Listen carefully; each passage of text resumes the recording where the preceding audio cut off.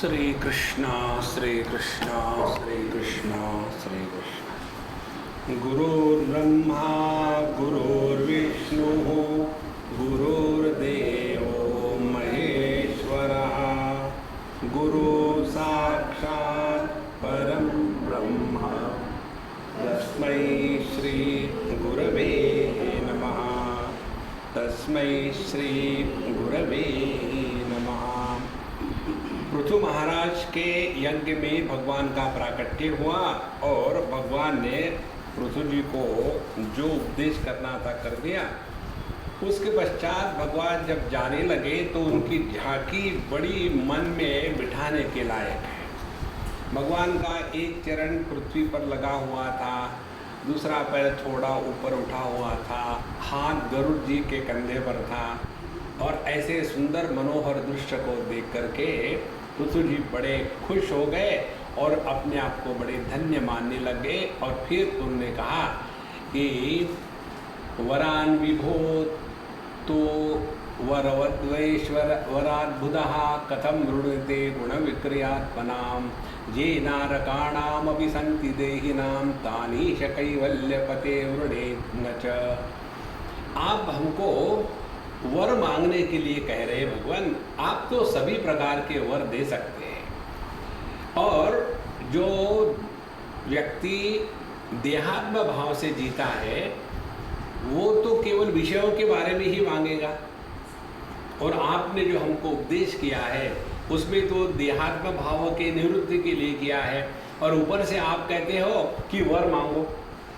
तो आपकी तो ये जो माया है ना, यही तो खाती है हमको। इसीलिए मैं तो मोक्ष भी नहीं चाहता, मुझे तो सिर्फ जैसे सभी साधु संत अपने स्वरूप में स्थित होने के बाद भी केवल आपके गुणों का, आपके लीलाओं का गुणगान सुनते सुनते नहीं अघाते, इसी प्रकार से मैं भी आपके गुणों का वर्णन सुनने के लिए हमेशा लालायित रहूं और इसीलिए मुझे आप 10,000 कान दे दीजिए।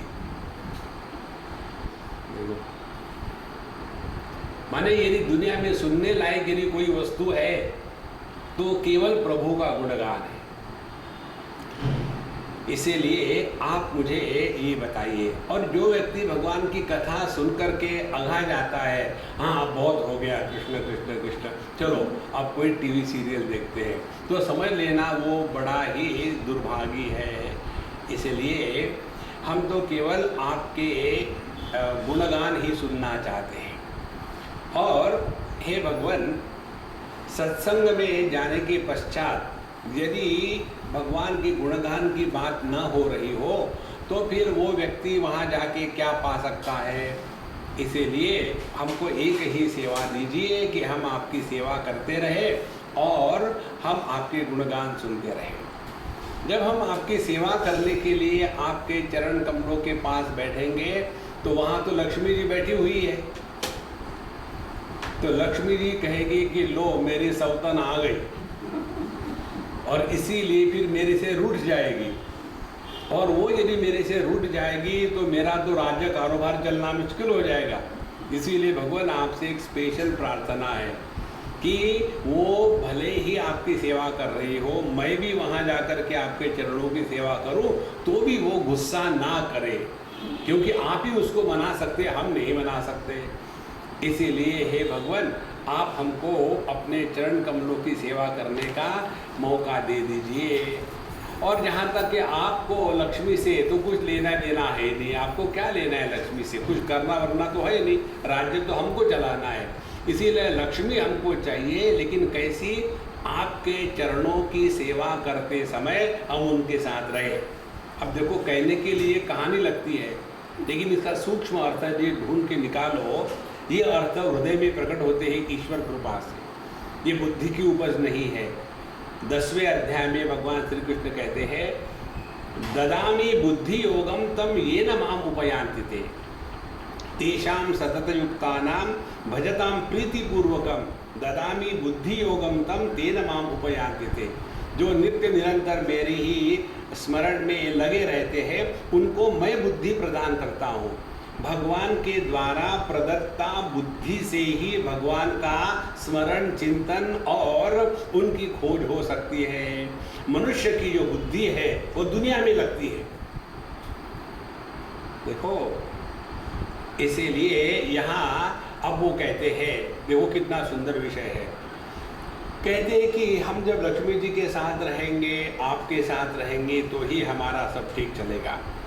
जब व्यक्ति केवल लक्ष्मी के पीछे लगता है, नारायण का उन्होंने एकदम त्याग कर दिया, पैसा पैसा पैसा पैसा, तो जब लक्ष्मी हमारे जीवन में बिना नारायण के आती है तो उसकी व्हीकल अलग होती है।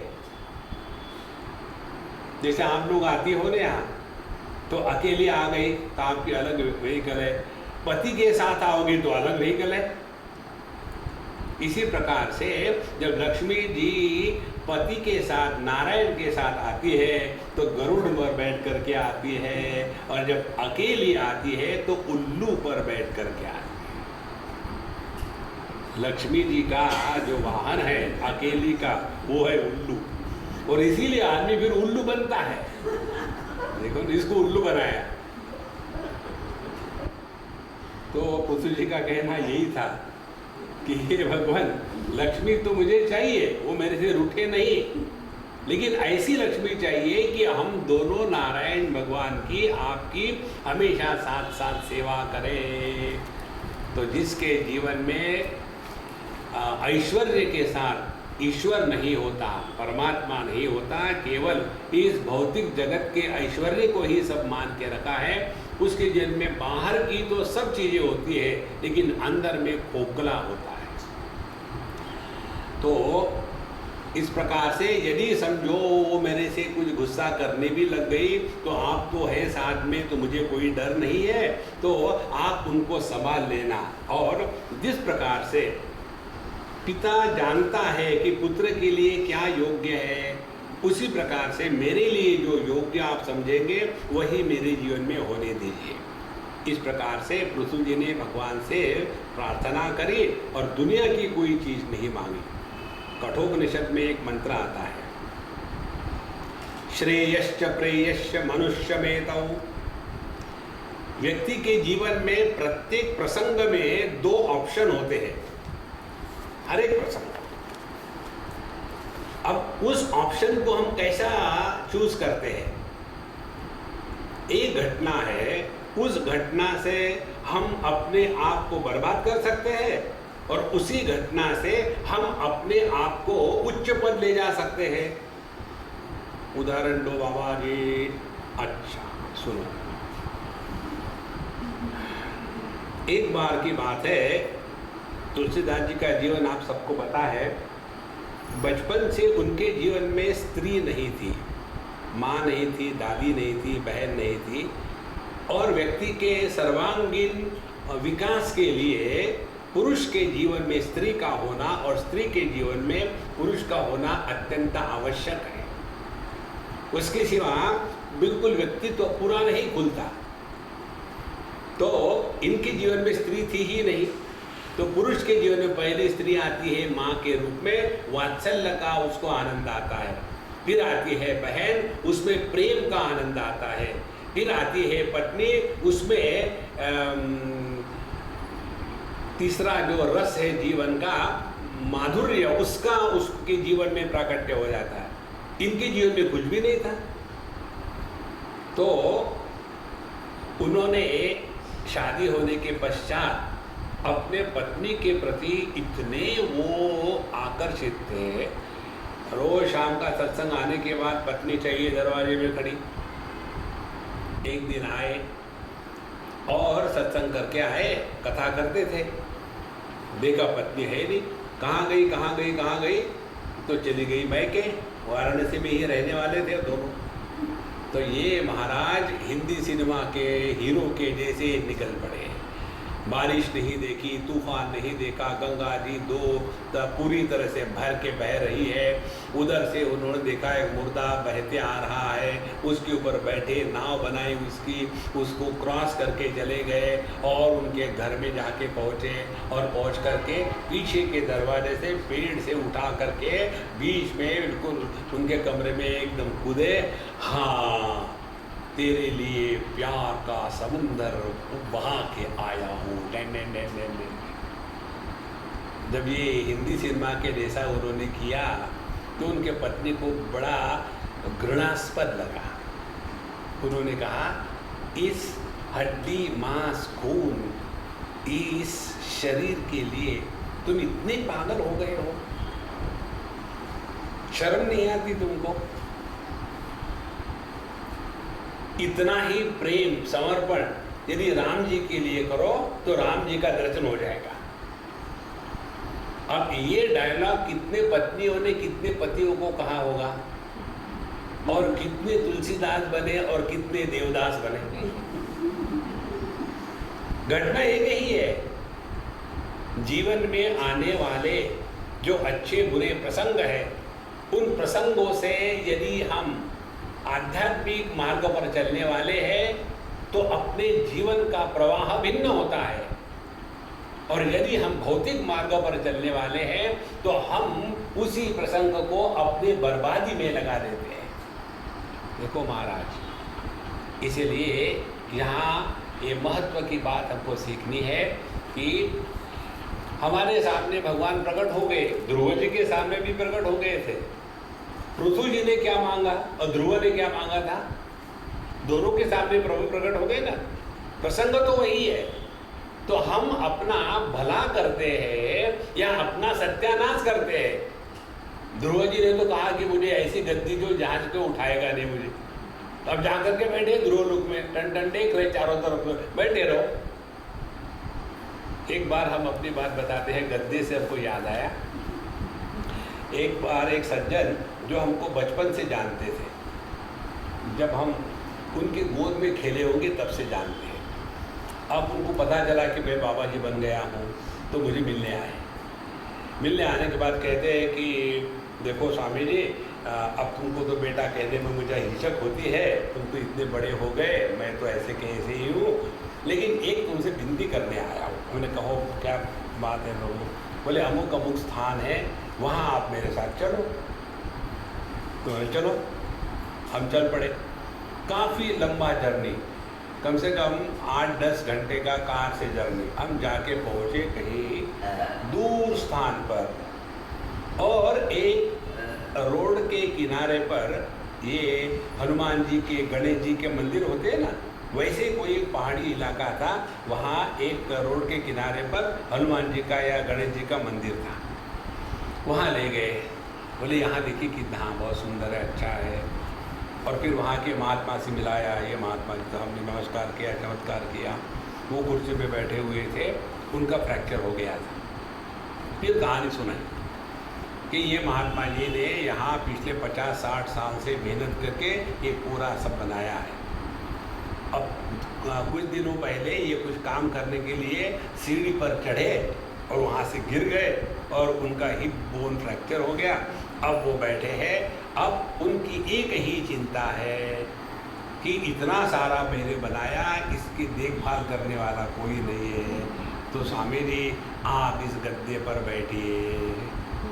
गद्दे से मुझे याद आया, तो मैंने कहा कि प्रभु गद्दे पर तो मैं सोता हूँ, बैठता कभी नहीं। गद्दा तो अपने को सोने के लिए चाहिए, बैठने के लिए नहीं। एक बार मनुष्य के जीवन में गलती हो गई, इस दुनिया में आप फंस जाओगे। देखो भगवान ही ये सब करते हैं, वो भी देखते, परीक्षा लेते हैं कि कितने गहरे पानी में है। तो भगवान ने जब पृथु जी से कहा कि देखो जो चाहिए मांग लो, तो कौन सी खास बात है? हम आप तो नारायण हो, सर्वेश्वर हो, कुछ भी दे सकते हैं। कुछ देना ही है तो मुझे इस चक्कर से छुड़ाओ, ये मुझे दे दो। देखो, और इसीलिए जैसे कठोपनिषद में नचिकेत की परीक्षा ली जाती है नचिकेत ने जब आत्म तत्व के बारे में पूछा तो उसको बड़ी बड़ी सुंदर अप्सराएं और उनके गाड़ियाँ और बाजे और सब कुछ दे दिया, और देखो ये सब तुम्हारा है, और जो चाहिए मांग लो, जो मरते लोक में रहने वाले लोगों को संभव नहीं है वो सब मैं तुमको दे देता हूँ, ले लो। उस समय नचिकेत का वैराग्य, शोभावा मर्त्यस्य यदन्तकैतत् सर्वेन्द्रियाणां जरयन्ति तेजः अपि सर्वं जीवितम् अल्पमेव तवैव वाहास्तव नृत्यगीते। हे अंतक, शोभावा मर्त्यस्य, इस दुनिया में जो भी वस्तु है वो आज जैसी है वैसी कल नहीं रहती, और कितने भोग करोगे, इंद्रियाणाम तेजः जरयन्ति, जितना ज़्यादा भोग करोगे उतनी इंद्रियों की क्षमता खत्म हो जाती है। देखो पहले आपको रसगुल्ला बड़ा अच्छा लगा, दूसरा खाओ, तीसरा खाओ, चौथा खाओ, 10वां खाओ, उसकी क्षमता सुख देने की कम हो जाती है क्योंकि इंद्रियों का तेज खत्म हो गया है। देखो संतो, और अभी जीवितम सर्वम अल्पमेव, आप जो कहते हो कि आप बड़े लंबी उम्र तक जियोगे, कब तक जिएंगे? जब तक कि आप इस मिनिस्ट्री में बैठे हो यमराज, जब आपकी ट्रांसफर हो जाएगी तो पहले मुझे यहाँ से हटाएंगे। इसीलिए ये आप अपने पास रखो, मुझे तो परमात्मा छोड़ करके और कुछ नहीं चाहिए। देखो हम जैसे बाबा जीओ की परीक्षा लेते हैं ना, तो ये मत समझना बाबा जी हमको ऐसे देख रहे, वो भी हमको ठोक ठाक के लेते हैं। तो भगवान ने उनकी परीक्षा ली और ये परीक्षा में पास हो गए, और इस प्रकार से ये आप हमारा जिसमें कल्याण हो वही करिए, इसलिए आप अपनी मर्जी से हमको जो देना है दीजिए, मत दीजिए, लेकिन आप हमारा कल्याण ध्यान में रखें। उसके पश्चात बाकी जितने लोग आए थे, जैसे सिद्ध, गंधर्व, देवता, ऋषि, चारणा, किन्नर इत्यादि, उनको भी पृथु महाराज ने सबको आदर सत्कार किया, योग्य प्रकार से पूजा अर्चा करके सबको विदा किया। और उसके पश्चात पृथु महाराज अपने राजधानी में प्रवेश कर रहे हैं। जब वो राजधानी में प्रवेश कर रहे थे तो पूरे राजधानी में चारों तरफ से बहुत ही उनको रिसीव करने के लिए अनेक प्रकार का श्रृंगार किया था।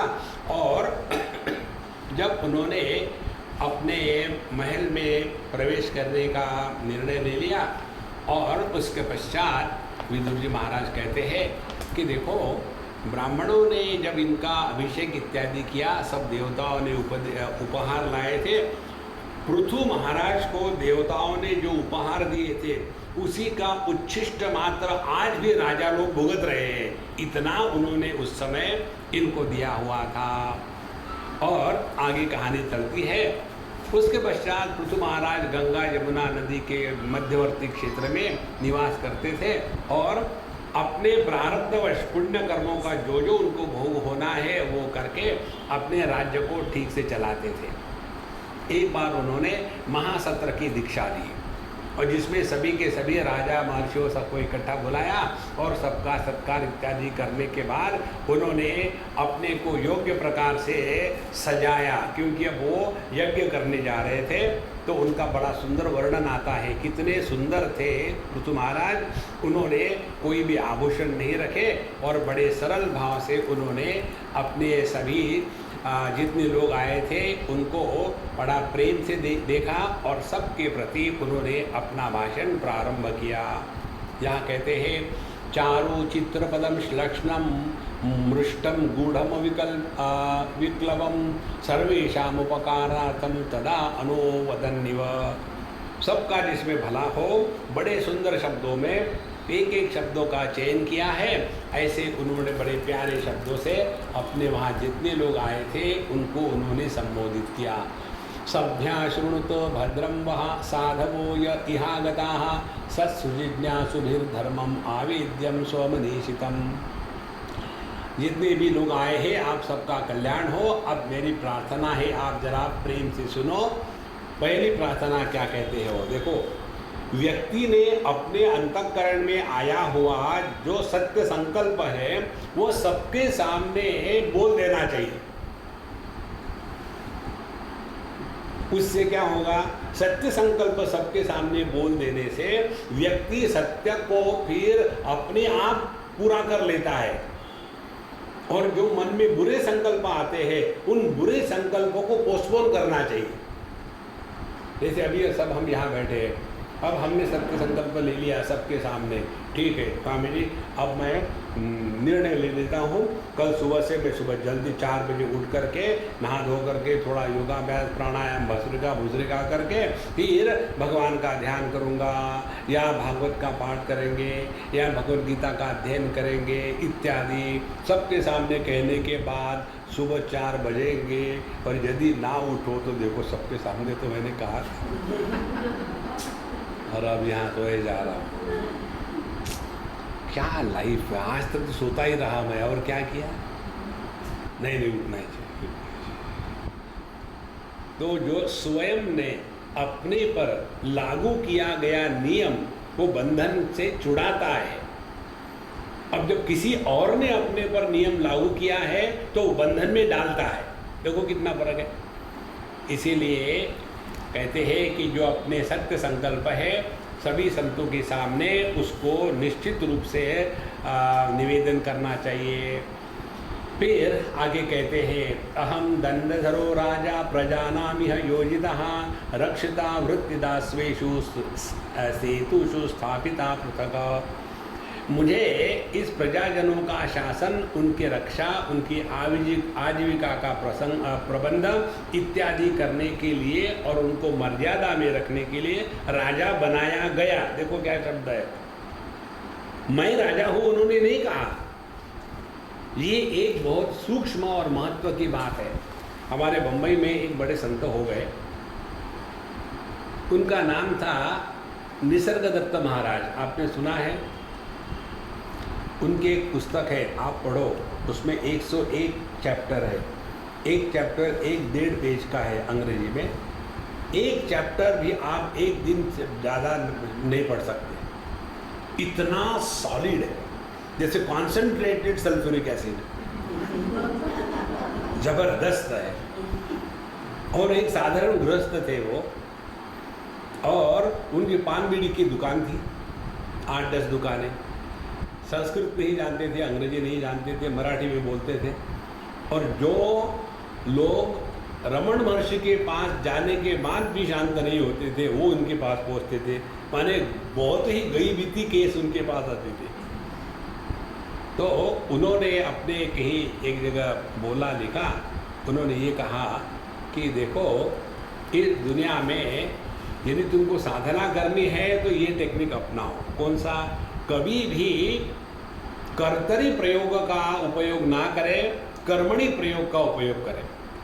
अब ये कर्तरी कर्मणि क्या हो गया, फिर स्कूल में गए क्या? Active voice and passive voice. मैं आम खाता हूं, इसमें महत्व किसको है? मैं आम खाता हूं, मैंने ये किया है, मैंने वो किया है, मैंने लेक्चर दिया है, मैंने सुना है, इसमें मैं को महत्व है, कर्ता को महत्व है, इसीलिए कर्तरी प्रयोग। अब कर्मणि प्रयोग क्या होता है? आम खाया गया, भोजन पाया। देखो इसमें अपने को महत्व नहीं है, महत्व कर्म को है, क्रिया को है। तो यदि गीता ज्ञान यज्ञ का आयोजन हो गया, मैंने किया, इसीलिए कहते हैं कि मुझे जो राजा बनाया गया, मैं राजा बना नहीं कहा उन्होंने। ये साधु संतों से सीखने की बातें होती है। हम नॉर्मल लोग जो है वो बस अपनी ही डींग हाँकते हैं, मैंने ये किया, मैंने वो किया। तो इसीलिए मुझे जो राजा बनाया गया है, अतः इनका यथावत पालन करने में और वेदवादी मुनियों के अनुसार भगवान के प्रति समर्पित होकर के जो कर्म करना है वही मुझे करना चाहिए। और आगे कहते यह उद्धरेत कर्म राजा प्रजा धर्मेशु अशिक्षयन प्रजानाम शवनम मुक्ते है भगम च स्वम जादिशा। आगे कहते हैं कि जो व्यक्ति, जो राजा प्रजा को धर्म की शिक्षा न देकर केवल उनसे कर ही इकट्ठा करता है तो प्रजा के जितने पाप है वो सभी के सभी इस राजा पर पहुंच जाते हैं। और यदि वो ठीक से करता है तो उनके जो पुण्य है वह राजा को मिल जाते हैं। इस प्रकार से यूयम तद अनुमोदध्वम पितृदेवर्षयो मनाः कर्तुः शासु अनुज्ञातुः तुल्यम यत् प्रेत्य तत्फलम। इसलिए जो व्यक्ति ऐसे सत्कर्मों में अनुमोदन करता है, उसको सपोर्ट करता है, उसको फॉलो करता है, उसके सब फल उसको भी मिल जाते हैं, इन तीन लोगों को। इसीलिए अपने देश में जो गड़बड़ी चल रही है उसके लिए केवल मिनिस्टर जिम्मेदार नहीं है, हम लोग भी जिम्मेदार हैं, क्योंकि हमने ही उसको वोट दिया है। इस प्रकार से हम सब की उसमें जिम्मेदारी है। कहते हैं कि जो इस सभी कर्मफलों का फल देने वाले भगवान हैं, वे हमारे ही माध्यम से प्रकट होते हैं यदि हम सत्य के अनुसार चले तो। और ये हमको दिखने को आता है। मनु उत्तानपाद महीपति ध्रुव प्रियवत राजा अंग ब्रह्मा शिव प्रहलाद बलि इति सभी महानुभावों ने इसी प्रकार से राज्य को चलाया। लेकिन कोई कोई रहे हैं अयोग्य राजा, जैसे वेन इत्यादि, उन्होंने ही अपने आप का और राज्य का नुकसान किया है। उसके बाद कहते हैं कि मनुष्य के जीवन में कर्म तो चलता ही रहेगा, लेकिन सबसे महत्व की बात है कि उसके जीवन में भक्ति प्रकट होती कि नहीं। जिस कर्म के साथ भक्ति नहीं होती उसको कर्म योग नहीं कहते, उसको कर्म रोग कहते हैं, जिसको कहते हैं वर्कोहोलिज्म। कितने लोग होते बड़ी मेहनत करते हैं, लेकिन उनके जीवन में परमात्मा कभी नहीं जुड़ा रहता। और जब तक के अपने कर्मों में परमात्मा नहीं जुड़ता तब तक के वो कर्म योग नहीं। जब तक योग में परमात्मा जुड़ा नहीं रहता तब तक वो योग साधना नहीं है। जब तक के भक्ति में परमात्मा के लिए भक्ति नहीं होती तब तक के वो एक भक्ति का व्यापार हो जाता है, आडंबर हो जाता है। और ज्ञान में यदि भक्ति ना होवे तो वो केवल पांडित्य बन जाता है। इसलिए जीवन में भक्ति को आना अत्यंत आवश्यक है। इसीलिए सभी लोग अपने अपनी कार्य के अनुसार जो जो आपके स्थान है उसमें रह करके वर्णाश्रम उचित जो कर्म है उनको ठीक से करें और हृदय में किसी के प्रति छल कपट न रख करके अपने अपने अंतःकरण को शुद्ध करें, क्योंकि यह परमात्मा ही सभी रूप से प्रकट हो रहा है। इस प्रकार से जीवन में कहते हैं माँ जातु तेज प्रभवेन्महर्दिभिः स्थितिक्षया तपसा विद्यया च देदीप्यमाने अतिजि जित देवतानां कुले स्वयं राजकुलाद्विजानां। जीवन में सहनशीलता, तपस्या, ज्ञान, इन विशिष्ट गुणों के कारण ही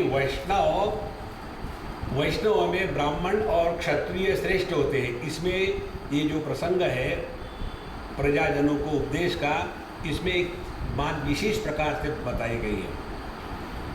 कहते हैं कि समाज को चलाने के लिए दो शक्तियाँ होती है। एक शक्ति है ज्ञान शक्ति, दूसरी है क्रिया शक्ति। परमात्मा ब्राह्मणों के माध्यम से ज्ञान शक्ति को प्रकट करता है और वही परमात्मा क्षत्रियों के माध्यम से क्रिया शक्ति को प्रकट करता है।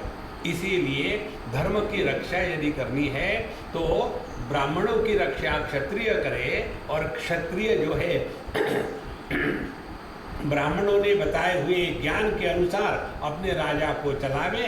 इस प्रकार से दोनों ही एक दूसरे के साथ साथ चल करके बाकी सभी प्रजा का परिपालन करें।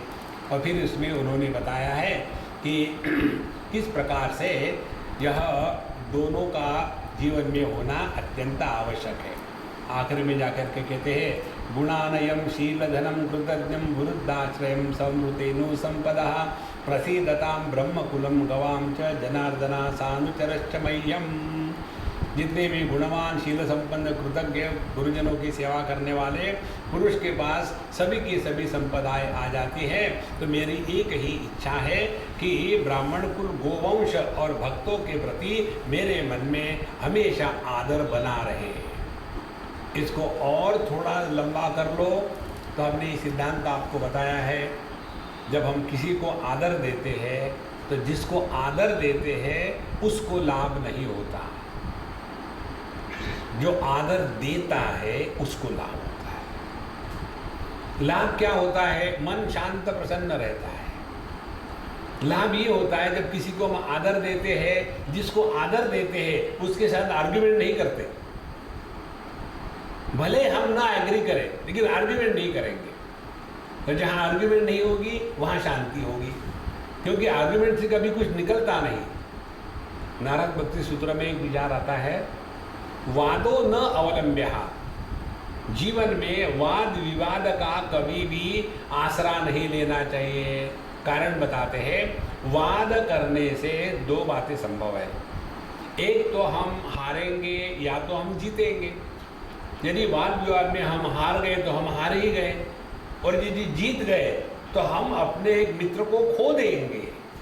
तो मित्र को खोना अच्छा है कि हार जाना अच्छा है? जीवन में महत्व मनुष्य का है, वस्तुओं का नहीं है। देखो, हम लोग जो साधारण है ना, वस्तुओं से प्रेम करते हैं और व्यक्तियों को उपयोग में लाते हैं। साधु संत जो है वो व्यक्तियों से प्रेम करते हैं और वस्तुओं को उपयोग में लाते हैं। देखो कितना फर्क है। हमारे शिरडी साईं बाबा के पोथी में एक कथा आती है। एक बार एक कोई उनके सामने बड़ा कर्मठ पंडित पढ़ रहा था पोथी। रामायण पढ़ेगा, विष्णु सहस्त्रनाम पढ़ेगा, गीता पढ़ेगा, सामने बाबा के सामने बैठ करके पूरा अनाथ होकर के, सिल्कन कपड़े पहन करके, बिल्कुल तिलक लोग लगाया है पूरा। और वो बाबा तो मस्त रहते थे, फकीर थे। तो उनके दिमाग में जो भी कुछ आया होगा, उन्होंने कहा कि देखो पंडित जी, मेरे पेट में इतना दर्द हो रहा है कि अब मैं मरूंगा यदि मुझे तम्बाकू नहीं मिली तो तुम जाके तम्बाकू ले आओ। तो उन्होंने ठीक है बाबा, मैं जाता हूँ। जो पढ़ रहे थे उसको वहीं रख दिया और चले गए दुकान में तम्बाकू लाने के लिए। इन्होंने, महात्मा ने क्या किया, उनको कुछ हो तो नहीं रहा था, नाटक चल रहा था, उठ करके उन्होंने उसमें से विष्णु सहस्त्रनाम की पोथी निकाली। हमको लगता है कि शिरडी साईं बाबा पढ़े लिखे नहीं थे, लेकिन वो विद्वान थे। उनका भगवद गीता के चतुर्थ अध्याय के 34वें श्लोक की कमेंट्री पढ़ो आप, शिरडी साईं बाबा की, एकदम आंखें खुल जाती है।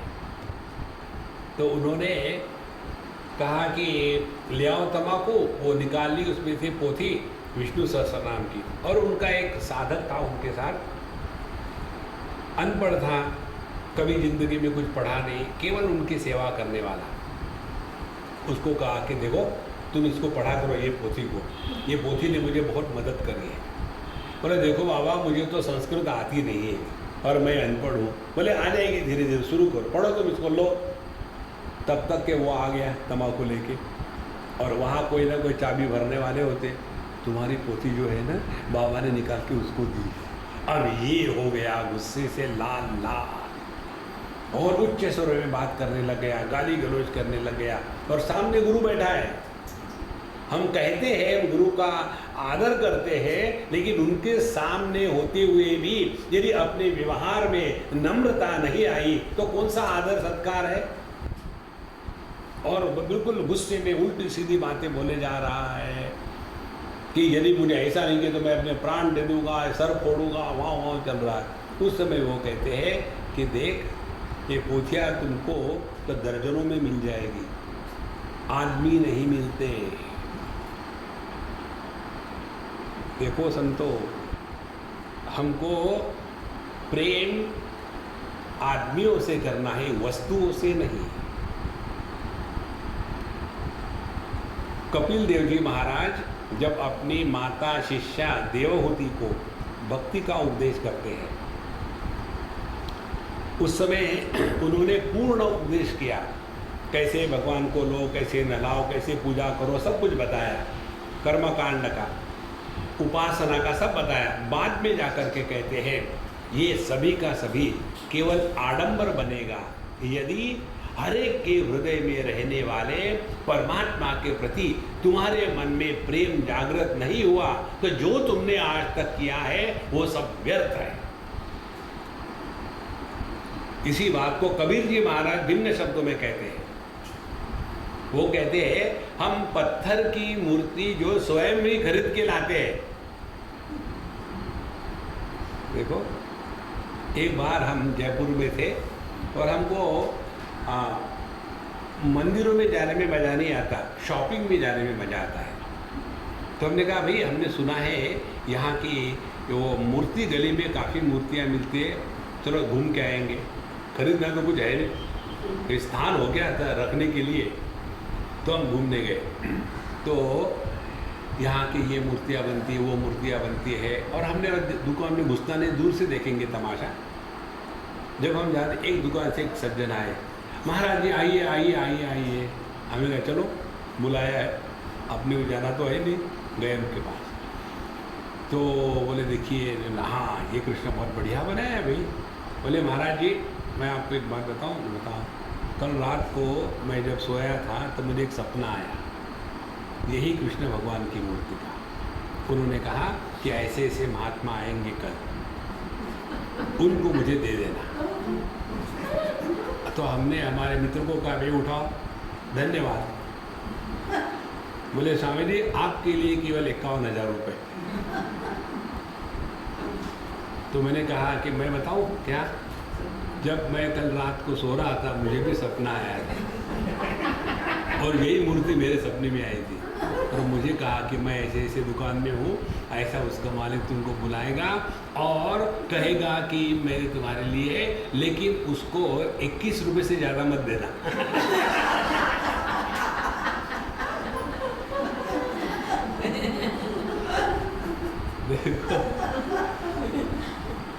और फिर हम ही जा करके खरीद के लाते हैं मूर्ति, भाव करके, और फिर उनकी प्रतिष्ठा करते हैं, और फिर कहते हैं कि भगवान अमुक अमुक काम हो जाए, 4 करोड़ का है हो जाए तो आपको 100 रुपये का पेड़ा। भगवान कहेंगे मेरा भाव करके खरीद के लाया है, अभी यहाँ बार्गेन करता है 10 करोड़ का। देखो, तो हमने ही खरीदी हुई मूर्ति में हम भगवान की भावना करते हैं, लेकिन भगवान की बनाई हुई मूर्ति में भगवान की भावना नहीं। देखो संतो, इसीलिए जब तक हमारे बुद्धि में वस्तु को महात्म्य है, तब तक के हमने व्यक्तियों में उपलब्ध परमात्मा का तिरस्कार किया है। कितनी सूक्ष्म और महत्व की बात है। इसलिए ध्यान इसका रहे तो सभी वस्तुओं में इत्यादियों में वही परमात्मा ओतप्रोत है, उनकी तरफ ध्यान रखें। और जैसा भगवान लोक संग्रह के लिए सब कुछ कर रहे हैं, तो हमको भी अपने लोक संग्रह के दृष्टि में सब कुछ करना है। और ऐसा करते करते अंतःकरण शुद्ध हो जाएगा, और जब अंतःकरण शुद्ध होगा तब उसमें अपने आप परमात्मा का तेज प्रकट हो जाएगा।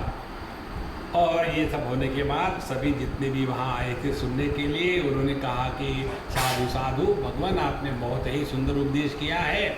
और जो कहते हैं शास्त्रों में कि पुत्र अपने पिता का उद्धार करता है, ये तो सिद्ध हो गया। जैसे प्रहलाद जी के कारण हिरण्यकशिपु हो गया और आपके कारण वेन का हो गया, तो आप वास्तव में पुत्र हो। पुत्र शब्द का अर्थ है जो पिता माता को पुम नरका त्रायते इति पुत्रः। सबसे बुरा जो नरक है, नरक के 28 प्रकार है, बड़ा मेनू है, चॉइस है आपको,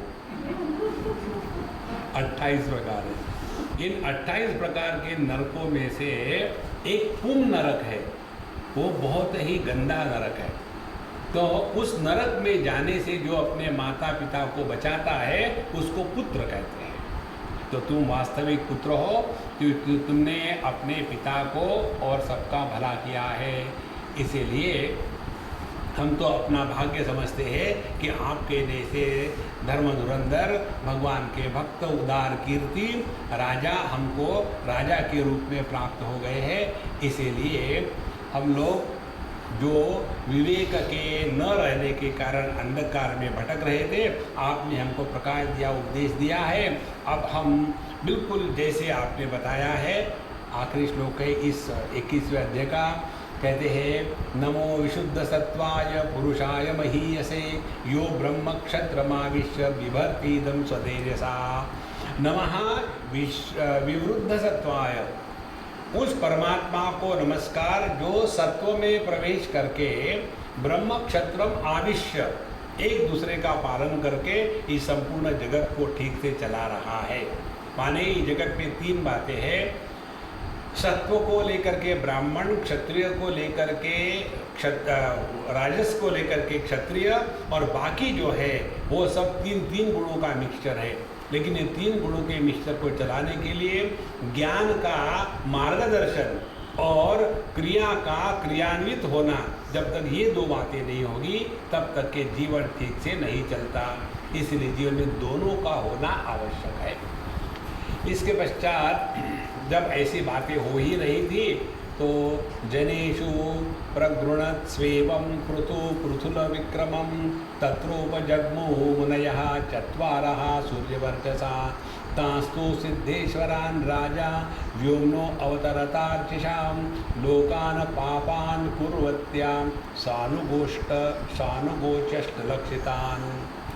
जब ऐसी बातें हो ही रही थी उसी समय आकाश से ये जो चार हमेशा सूर्य के समान तेज रहने वाले जो मुनीश्वर है, ये चारों के चारों आकाश से एकदम पृथ्वी लोक पर उतर के हुए सबने देखा। तो जैसे ही उनके सनकादिकों के दर्शन हो गए तो सभी के सभी एकदम खड़े हो गए और बड़े आदर के साथ उनको स्वीकार किया, उनको अगवानी करी, फिर उनको अर्घ्य पाद्य इत्यादि दे करके गौरव के साथ उनको उन्होंने आसन ग्रहण करने के लिए एक विनती करी। फिर उनके चरण कमल धो करके उस पानी से अपने पर छिटका और सभी लोगों पर छिटका, और ऐसे उनको बैठाने के पश्चात फिर पृथु महाराज ने उन चारों तपस्वियों को कहा, अहो आचरितं किं मे मंगलम मंगलायनाः यस्य वो दर्शनम यासि दुर्दर्शानां च योगिभिः किं तस्य दुर्लभतरं इह लोके परत्र च यस्य विप्रा प्रसीदन्ति शिवो विष्णुश्च सानुगाः नैव लक्ष्यते लोको लोकान् पर्यटोभियान् यथा सर्वदृशं सर्वम् आत्मानं यस्य हेतवः। कहते कि जिनका दर्शन योगियों को भी दुर्लभ है, ऐसे पता नहीं क्या मेरे पुण्य है, जो भी है हम लोगों को आपके दर्शन हो गए, और बाकी के ईश्वरों का प्रसन्न होना तो स्वाभाविक है, लेकिन आप जैसे जो कर्मनिष्ठ और योगनिष्ठ और वैराग्यनिष्ठ संत है उनका दर्शन तो बहुत ही दुर्लभ है, और ऐसे आपके दर्शन हमको हो गए। हम भले अनधिकारी हो फिर भी आपने हमको आपके दर्शन दिए हैं। आगे कहते हैं कि जिस गृहस्थ के घर में साधु संत चरण नहीं रखते, वहाँ उच्छिष्ट नहीं फेंकते, वहाँ कम से कम एक गिलास पानी नहीं पीते, वो गृहस्थ का घर कितना भी ऐश्वर्य से संपन्न हो वो वैसा ही है कि एक पेड़ बड़ा सुंदर है लेकिन उस पर चारों तरफ सांप बैठे हुए हैं, तो ऐसे पेड़ के नीचे कोई भी जाकर के विश्राम नहीं करना चाहता। उड़िया बाबा की एक कथा हमने पढ़ी, स्वामी अखंडानंद जी ने बताई थी। एक बार किसी ने, कोई अग्रवाल जी थे, उन्होंने कहा कि बाबा आप वहाँ जब जाओगे ना तो अमुक अमुक स्थान पर चले जाना, वो हमारे मित्र है, वो आपको सब बंदोबस्त कर लेंगे। तो बाबा ने कहा ठीक है भाई, उनसे चिट्ठी ले ली, और वो पैदल चलते थे, गाड़ी से नहीं जाते थे। पहुँचे दोपहर का समय, 12 बजे का खाने का, राम कृष्ण हरे कहने का, नारायण हरे कहने का, वहाँ पहुँचे। पहुँचने के बाद वो जो गृहस्थ थे जिन्होंने कहा, उन्होंने बस इनको गाली गलौज देना शुरू कर दी। पता नहीं कहाँ से चिट्ठी, हम इसको नहीं पहचानते चिट्ठी को, कहाँ से कुछ भी लिख के ले आते अपने हाथ से, ये कुछ नहीं ऐसा जी, भागो यहाँ से। बहुत उनका अपमान इत्यादि किया। तो बाबा फिर भी बाहर बैठे रहे रोड के पास पटरी में, फिर भी इनकी तसल्ली नहीं हुई। तो दोपहर का समय था, दुकान बंद करने का, उन्होंने दुकान बंद कर दिया। बाकी के लोग कहते हैं बाबा इसने ऐसा उल्टा सीधा कहा है, आप चलो दूसरे दिन जाते हैं। बोले नहीं रुकेंगे, थोड़ी देर में थका हूँ रुकेंगे। फिर उसने 3 बजे खोला दरवाज़ा, फिर ये बैठे हैं महात्मा जी। फिर उन्होंने उनके नौकर को कहा मुझे 1 गिलास पानी दे दो, खाना है पानी दे दो। फिर उस नौकर ने ठीक है फिर पानी ऊपर से डाला, उन्होंने ऐसा पी लिया। और जब चल पड़े तब लोगों ने ऐसा आपने क्यों किया, कहा बोले देखो शास्त्रों में स्पष्ट लिखा है, यही प्रसंग उन्होंने बताया कि यदि किसी गृहस्थ के यहाँ से कोई भी साधु संत मुंह झूठा किए कम से कम पानी पिए यदि निकल जाता है तो उसका कभी भला नहीं हो सकता। और साधु संत कौन है, जो सबका भला करना चाहते हैं। देखो ये इतनी महत्व की बात है, लेकिन हमको ऐसा लगता है कि हमने अरे कोई किसी को कुछ नहीं देता। इसी में स्पष्ट आया है ब्राह्मण माने साधु संत, ब्राह्मण जो होते हैं वो अपनी कमाई की खाते हैं और बाकी के जो है वो भगवान का दिया हुआ खाते हैं। देखो कितनी महत्व की बात है। इसीलिए इन्होंने इस प्रकार से बड़ा आदरपूर्वक उनका सम्मान इत्यादि किया।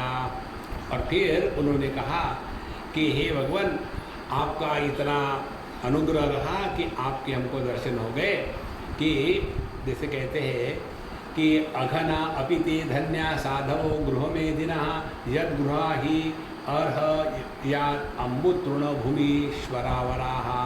जिस घर में किसी भी प्रकार से कोई साधु संत आ जाए और उनको कुछ ना कुछ 2 मिनट बैठे खाए पिए तो वो गृहस्थ धन्य है, वो गृहस्थ आश्रम धन्य है। उसके पश्चात कहते हैं कि आपने तो बाल्यावस्था से ही यह मुमुक्षुओं का और ब्रह्मचर्य आदि एकाग्रता का मार्ग धारण किया है और आप चारों तरफ दुनिया में घूम रहे हैं। तो आपको मैं क्या पूछूं कि आपका स्वास्थ्य कैसा है। साधु संतों को ये पूछना कि आपका स्वास्थ्य कैसा है माने अपने बुद्धि का दिवाले का प्रदर्शन करना। साधु संत कभी देहाभिमान से रहते ही नहीं। अपने रामकृष्ण परमहंस जी की बात है, जब वो बीमार थे तो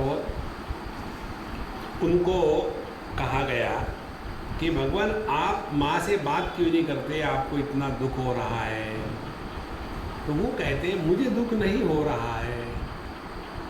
उनकी स्थिति थी अपने स्वरूप में। जो भगत थे वो उनको देखते थे देहात्म भाव से।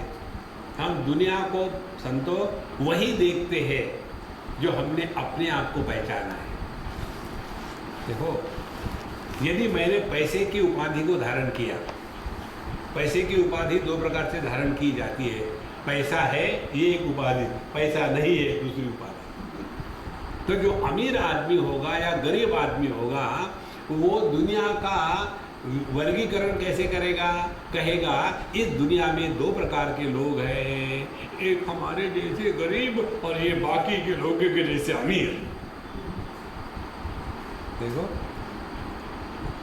दूसरा व्यक्ति अपने आप को यदि देह के रूप से स्वीकार करता है तो कहेगा दुनिया में 2 प्रकार के लोग हैं, एक लेडीज और एक जेंट्स।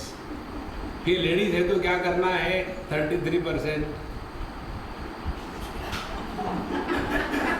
एक बार मुझे पूछा गया था, तब ये चल रहा था 33% रिजर्वेशन लेडीज़ के लिए। बोले स्वामी जी हम आपके विचार सुनना चाहते हैं क्योंकि आपके विचार एकदम भिन्न टाइप के होते, नॉर्मल नहीं होते। तो बताइए ये 33% लेडीज़ के लिए रिजर्वेशन जो कहा है पॉलिटिक्स में, आपका उस पर क्या ख्याल है। हमने कहा हम इस पर एग्री नहीं होते। बोले हमको मालूम था आप कहोगे ऐसे। हमने कहा आपने पूरा कहाँ सुना, पूरा बोलने दो। क्या हम नहीं चाहते कि 33% रिजर्वेशन हो गए, फिर 100% हो गए। आप लोग काम करो, हम आराम से बैठ के खाएंगे ना। गाड़ी आप चला, हवाई जहाज आप चला, पेट्रोल पंप पर पेट्रोल आप भरो और पॉलिटिक्स आप करो और हम लोगों को खाने के लिए मस्ती है। और क्या है, करो 100% ले लो ना। देखो ये हमको ये समझ में नहीं आता है कि हम अपना ही सत्यानाश कर रहे हैं। एक आपको उदाहरण दूं मैं, अमेरिका की बात है, किसी के यहाँ गया था मैं, वो सर्जन थी तो जब गया मैंने लगा, हे अम्मा कहाँ है तुम्हारी महारानी? बोले स्वामी जी वो ऊपर कमरे में अपने गुस्सा करके सो रही है। तो मैं जाके बात करूँ? बोले ट्राई करो। बोले अमेरिका के बच्चे हैं, इनसे संभाल के रहना। तो मैं गया, हमने कहा महारानी क्या हो गया? क्या होना है? डैम मम्मी हमेशा ये करती वो करती, हाँ शुरू कर दिया। तो मैंने कहा देखो तुम जाके मम्मी को एक प्रश्न पूछो कि तुम डॉक्टर नहीं हो, जब तुम्हारा ऑपरेशन सक्सेसफुल हो जाता है तब तुमको खुशी होती है, और जब तुम वहाँ से थक के आकर के अपने हॉस्पिटल के कपड़े बदल करके नहा धो करके तुम्हारे लिए गरम गरम रोटी बेल के तुम्हारे थाली में देती है, उस समय भी उसको खुशी होती है क्या? तो ये दोनों खुशियों में श्रेष्ठ खुशी कौन सी है? पूछो जाके। मतलब आई नो, वो तो कहेगी ऑपरेशन सक्सेस की होती है। हमने कहा अपने आप मत कहो, जाके पूछो उसको। तो वो गई, पूछा मम्मी से, तो मम्मी ने कहा ये प्रश्न तुम्हारा नहीं है।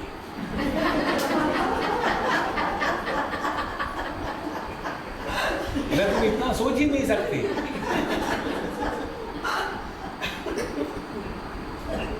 फिर उसने कहा कि देखो स्वामी जी ने तुमको बताया होगा ऐसा प्रश्न पूछने के लिए, और इसका उत्तर उन्हीं को पूछो, मैं नहीं बताऊंगी। ये रोज शटल कॉक के जैसे मेरे पास आ गए, मुझे आप बताओ। हमने कहा तुमको थोड़ा जरा पेशेंस होगा और तुम जरा शांति से सुनोगे तो देखो, माँ को खुशी होती है बच्चे को खुश रखने में। ऑपरेशन तो कितने आके चले गए, इट इज ए प्रोफेशन। और माँ का जो प्रेम होता है वो प्रोफेशन नहीं है। जो प्रोफेशनलिज्म होता है वहाँ आपको सक्सेस मिलेगी, शांति नहीं मिलेगी। और जो मातृत्व का प्राकट्य हृदय में हो गया, उसमें सक्सेस के साथ साथ शांति मिलती है, वो श्रेष्ठ होता है। I don't think I should go and tell your mom. तो उसने जाकर के अपने मम्मी को कहा, तो उसकी मम्मी ने उसका कुछ जवाब नहीं दिया, अपना काम करते रही। तो वो कहती है mummy mom why are not talking, तो वो बिल्कुल बोल नहीं रही। और फिर जा कर के देखती है अपने मम्मी के पास, तो उसके आंखों से धारा चल रही है, चल रही है। देखो, जिसका हृदय प्रेम के कारण पिघलता नहीं, वो प्रोफेशनल सक्सेस है। और जिसका हृदय प्रेम के कारण पिघलता है वो मातृ हृदय है। तो अपने में यह मातृत्व शक्ति को जागृत करने के स्थान पर होवेन्ना होवेन्ना होवेन्ना होवेन्ना बाढ़ में गए, होवेन्ना होवेन्ना। देखो, लेकिन ये कौन समझाए, ज्ञानी है सभी के सभी। चलो भगवान का नाटक चल रहा है। अच्छा महाराज, तो हम अब इस संसार में भटक रहे हैं।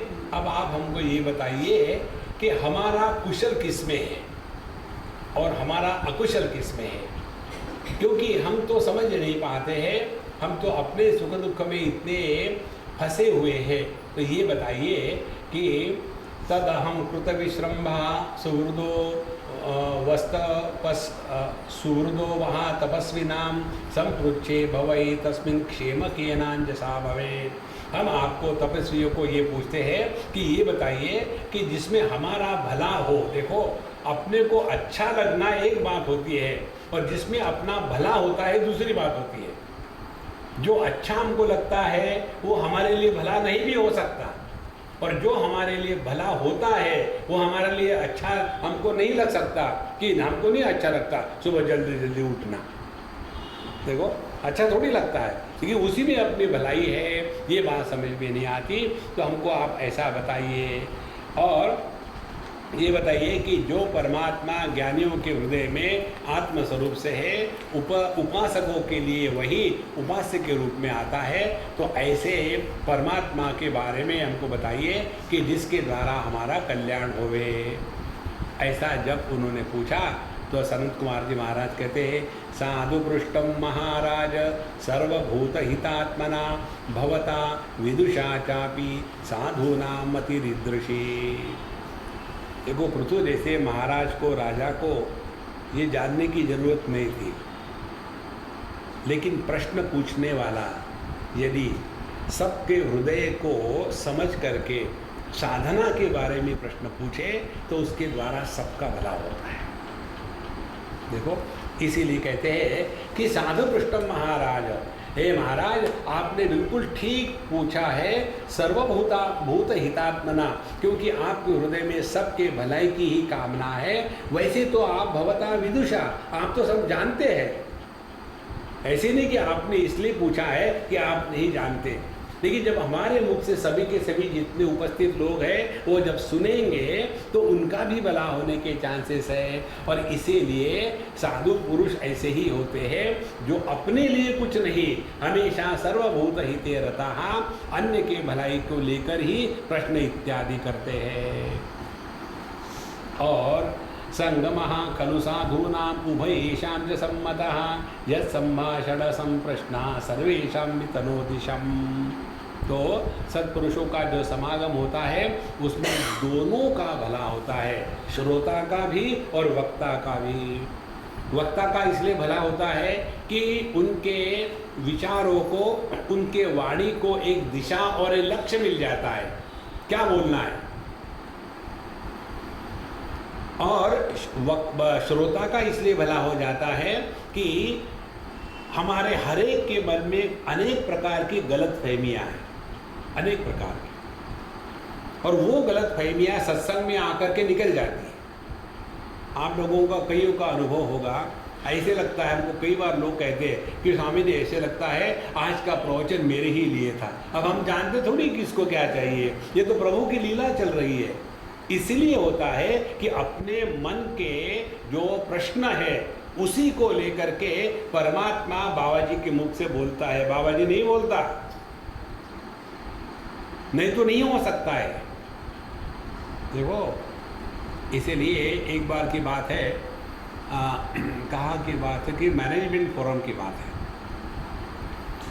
मैनेजमेंट में कैसा होता है कि आप अपना जो लेक्चर का सिनॉप्सिस है वो छपवा करके बड़ा बढ़िया से, और सब मैनेजमेंट के लोग बैठे हुए नेकटाईधारी, और फिर उनको वो पर्चा बांट देते हैं कि इनके लेक्चर का ये सारांश है।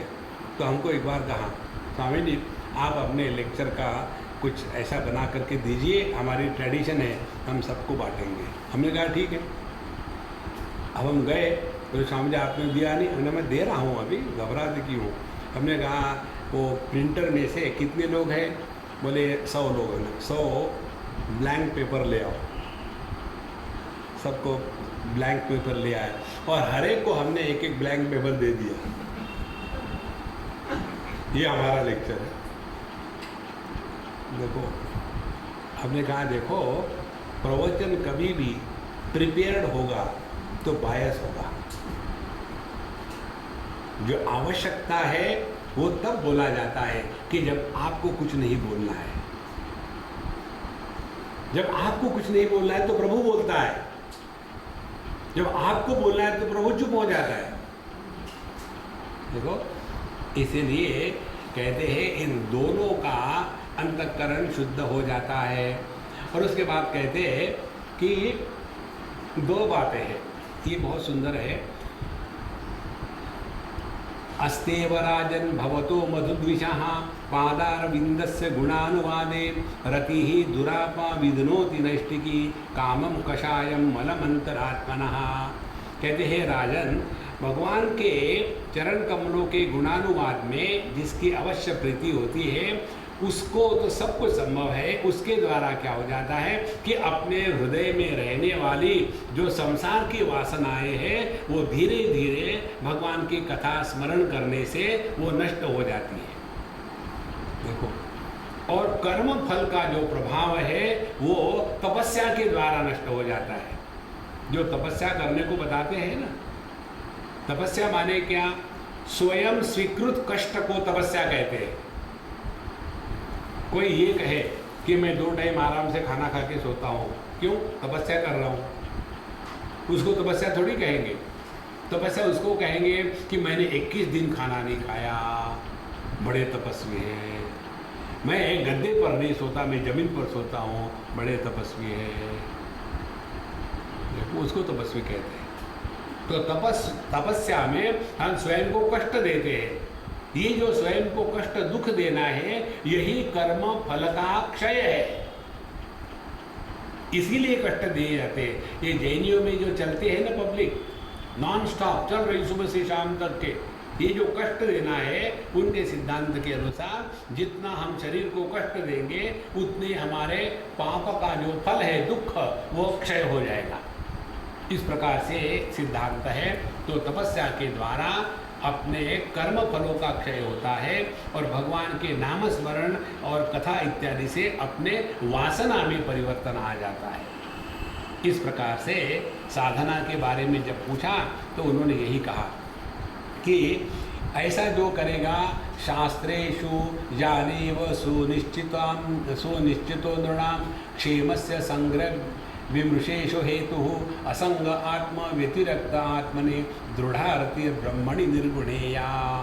यहाँ कहते हैं कि शास्त्र में जीवों के कल्याण के लिए जो मार्ग बताए हैं उसके 2 पहलू हैं, 2 चक्के हैं। जैसे बैलगाड़ी के 2 चक्के होते हैं, 2 चक्के हैं।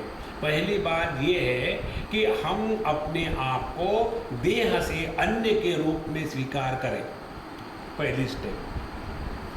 जब तक के देहात्म भाव से बैठेंगे तब तक के हमारी साधना प्रारंभ नहीं हुई।